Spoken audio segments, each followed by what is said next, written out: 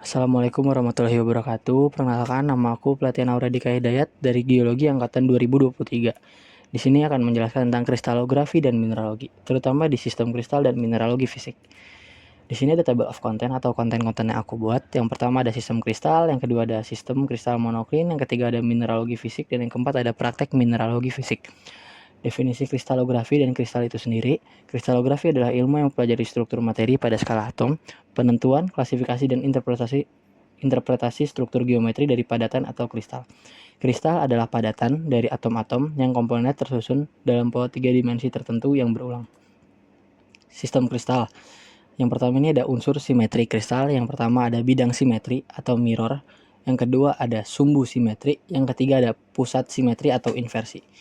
Lalu ada cara menentukan sistem kristal. Yang pertama, jumlah sumbu kristal, 2 besar parameter dari tiap sumbu, 3 letak sumbu kristal dari sumbu lainnya, keempat nilai simetri dari sumbu vertikal. Lalu ada sistem kristal. Sistem kristal sendiri dibagi menjadi 7. Yang pertama ada monoklin, kedua triklin, ketiga isometrik, keempat ortorombik, kelima trigonal, keenam tetragonal, dan ketujuh heksagonal. Tapi untuk kali ini aku akan menjelaskan secara spesifik tentang sistem kristal monoklin.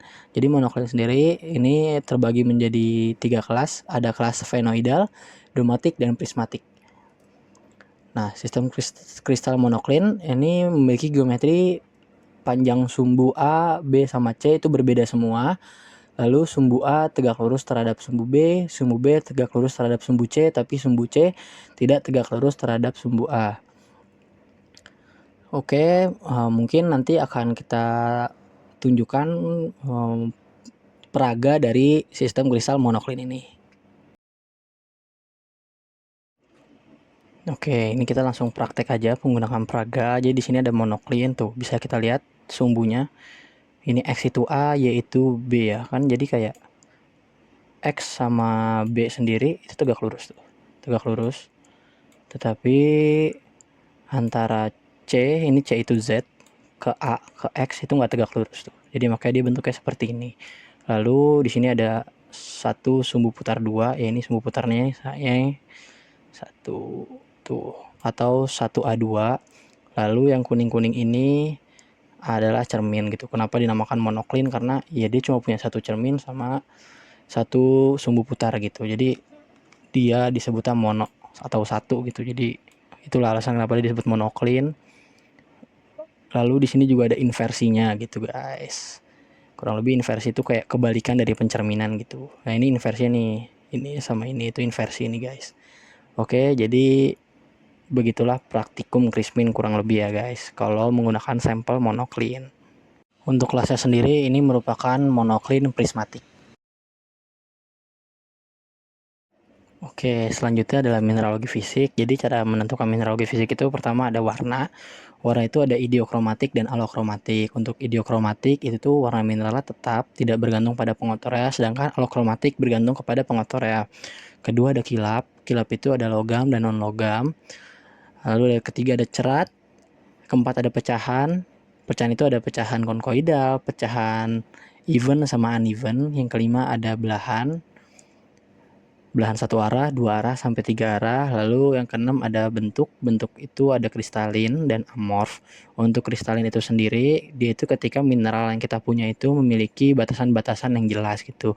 Sedangkan kalau untuk amorf, dia mineralnya tidak memiliki batasan-batasan yang jelas. Lalu yang ketujuh itu ada kekerasan. Kekerasan kita ini menggunakan skala Mohs ya, bisa dilihat di tabel sebelah. Untuk skala Mohs 1 itu ada mineralnya tetap, skala Mohs 2 gypsum, sampai yang terakhir skala Mohs 10 itu diamond. Tapi kalau untuk menguji indeks kekerasannya itu kita bisa pakai kayak pertama itu kuku jari. Kuku jari itu indeks skala Mohsnya itu 2,5. Jadi kalau kalian menggores mineral pakai kuku jari kalian lalu si mineral itu terbaret, berarti dia itu punya kekerasan sekitar 2,5 skala Mohs gitu. Lalu ada jarum, uang tembaga, paku besi, sampai yang terakhir amplas kasar itu kekerasannya 8 sampai 9 skala Mohs. Jadi gitu cara ngecek kekerasan dari suatu mineral gitu. Kita baretin aja benda-benda ini ke mineral yang kita punya. Nah, tadi kan udah mineralogi fisik ya. Dan sekarang kita langsung aja masuk ke praktek mineralogi fisiknya, biar kita bisa langsung lihat gimana cara kita praktikum nanti. Oke.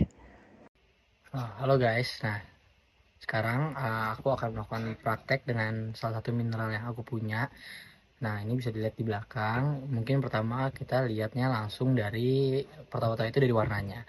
Warnanya sendiri adalah warna alokromatik atau dia itu bergantung kepada pengotornya. Jadi mineral di belakang aku ini warnanya bisa berubah-ubah tergantung sama pengotornya. Oke, lanjut ke bentuk-bentuk dari mineral yang aku punya ini.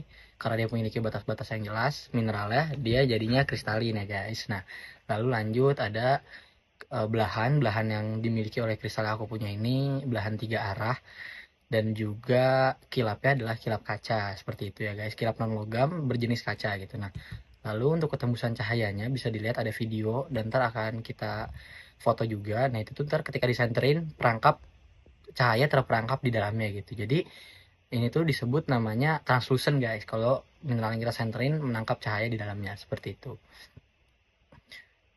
Oke, lanjut kita beralih ke deskripsi yang selanjutnya, yaitu pecahan ya. Pecahan yang bisa kita lihat di sini ada foto, walaupun nggak terlalu jelas, tapi bisa dilihat kalau misalnya itu di pinggir-pinggirnya kayak ada kaca yang bergelombang gitu. Nah itu pecahan konkoidal guys namanya guys, gitu. Dan ntar kalau kita nentuin secara langsung kita sentuh-sentuh aja gitu pecahan konkoidal tuh kayak gimana. Lalu lanjut ke cerat.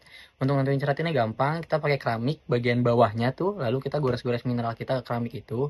Dan di sini mineral yang aku goresin itu, yang aku punya, memiliki cerat yang berwarna putih guys. Jadi cerat mineral yang aku punya itu warnanya putih loh guys, gitu.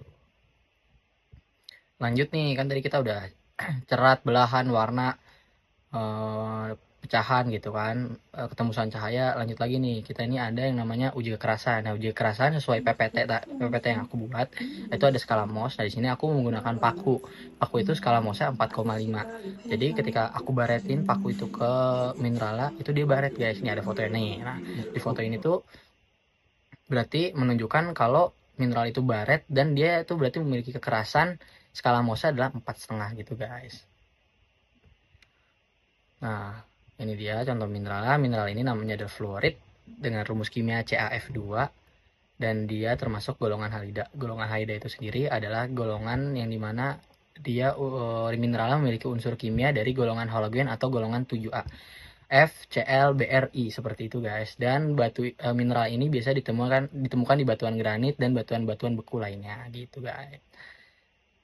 Terima kasih ya guys sudah dengerin. Dadah. Sampai jumpa kita di pertemuan berikutnya. Semoga apa yang aku sampaikan ini cukup jelas dan semoga kalian senang lah belajar sama aku ya. Dadah.